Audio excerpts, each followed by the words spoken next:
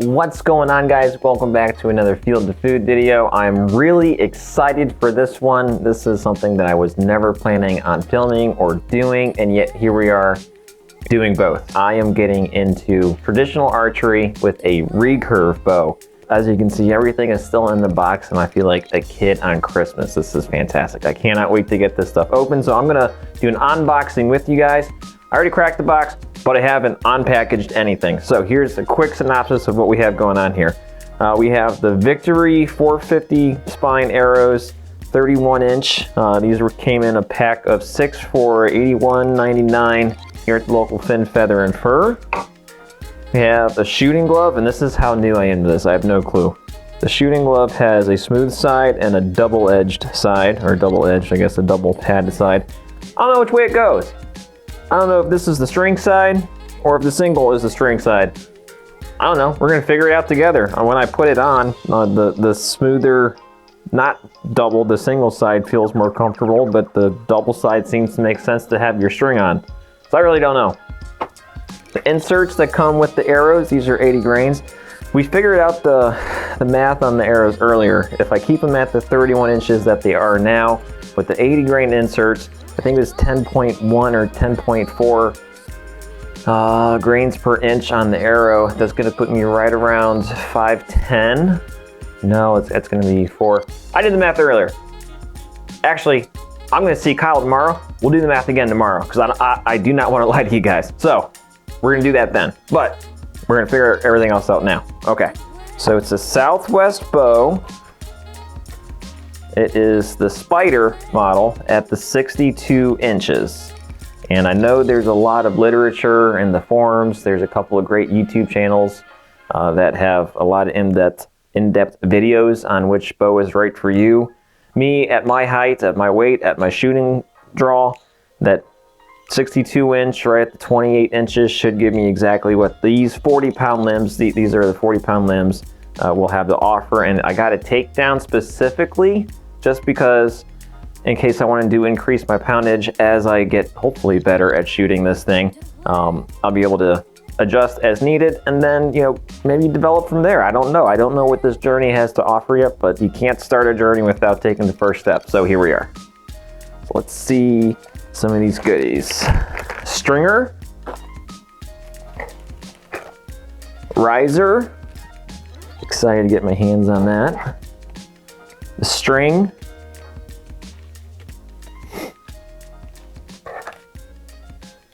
arrow rest tabs, and of course the limbs. Now I did register this with the Southwest website. It was super easy. It took me just a couple minutes to get that registered and start getting this stuff unpacked. I am pumped. Came with a nice little Allen key.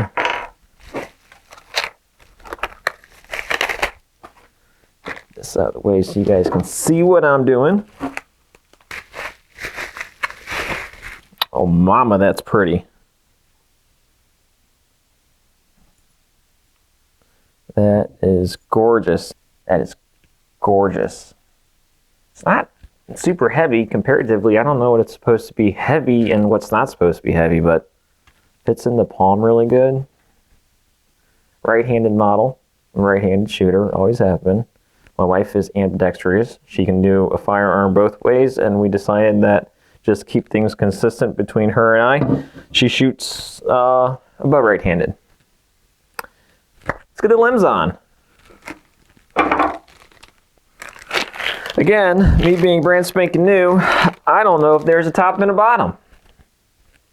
I don't see why there would be. I don't see why there wouldn't be.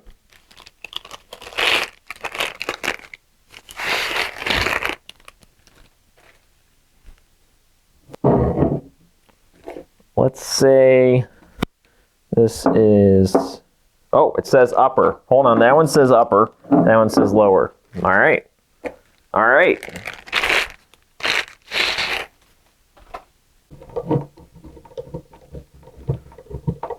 Before coming down here and filming, I actually had to watch a video on how to string a recurve with the stringer.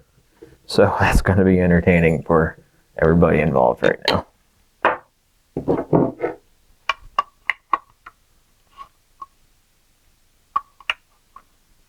You think? What's this big tab thing do? I don't know why I wouldn't go there. I'm assuming those guys stay, right? It doesn't seem like that would fit. I know it don't go that way. Does it go that way? Wait, hold on a second. No, it would go that way. It would go that way. Man, it's been a while since I've been so new at something that I'm trying to assemble something the wrong way. That's part of the fun, though. Like, I don't know what this journey of traditional archery has to offer. A part of me wishes that I'm just going to start it and be a natural and be like, oh, that was easy. I can get really good at this really fast and then feel really confident taking it out this fall. And then a part of me wants to struggle and have that growth, that chisel of getting better at something, and maybe this will translate into other things in my life and I can learn from the learning process. Part of me wants that too.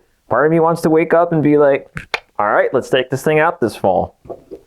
Speaking of which, I really don't know what the end goal for myself is. I don't know if this is going to be the, let's add this to the arsenal every season, make it a challenge to take a deer with the recurve, or if this is going to be a transition from primarily being a compound hunter to primarily being a recurve hunter. I don't know. What I do know is that when the thirst is there and the time, so far the time is there, it's an opportunity that I feel like if I didn't capitalize on it now, I would regret it. And the good thing about traditional archery from notice is that it's really cheap to get into. Between the bow, the arrows, and I have to buy tips yet, but I guess we're going to go with the 125 to 150, I think is what Kyle and I were talking about, depending on where it shoots and what we're going to land on. I'm not positive yet. But aside from everything I purchased now, which is under $250 once I toss in field tips and hunting broadheads, I will probably be less than, I'm going to say 400, 450. So that's pretty freaking cool to get into something that's hopefully going to be a lifelong venture for a very cheap price. All right, we are assembled, I think. Now for the part that you were probably ready to be entertained about is how to get the string on.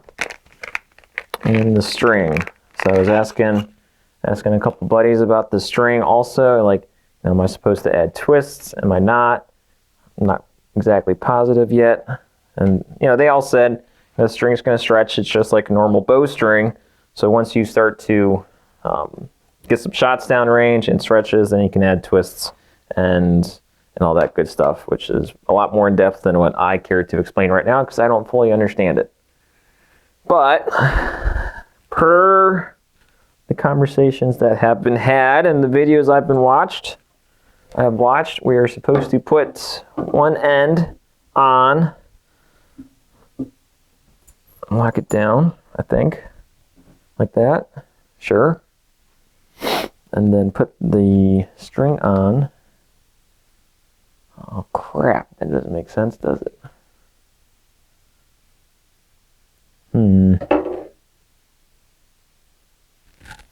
So, what if I have to go like that, and this would slip over, you would think, right? So if I put it through right there, and then you step on it, right? Oh. Pepper, get 911 on standby. Oh, and that goes over. This is easier than I thought, but equally terrifying as expected.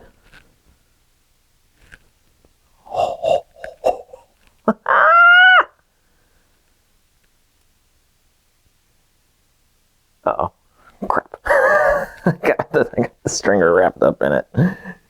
I hope there's a guy who's been recurve hunting for years watching this and watching me screw this up and be like, ah, this guy. All right, so how do we undo what I did? All right. I can't. This has to go on the inside. So if I go like that. Oh, well, how did I do that? That's not right. Oh, brother. Ladies and gentlemen, I think we've made it somewhere.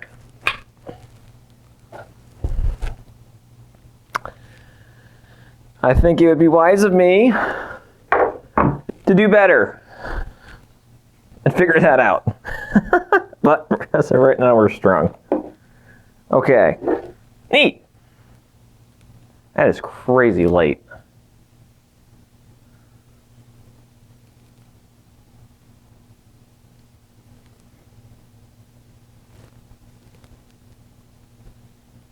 This is going to be a series of my journey going through learning recurve bow and traditional archery shooting. There's going to be a lot of videos this summer involving my journey and what I add to this as far as my own shooting and what I can gain from it. There's just going to be, I'm not exactly sure everything that's going to go into these videos because I don't know everything that goes into traditional archery yet.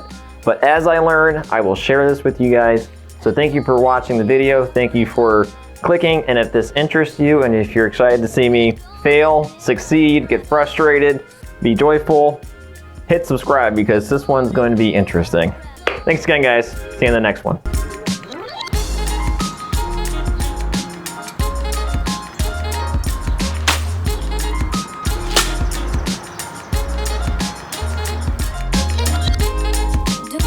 Let's say you were, your tiller height here was 7 1/4, and then down here it was 7. What you would do is you would just take some light grit sandpaper and sand the sides of your limbs. Don't sand your belly or your back ring or anything. Just the sides of your limbs to remove a little bit of material, and that'll help that top limb.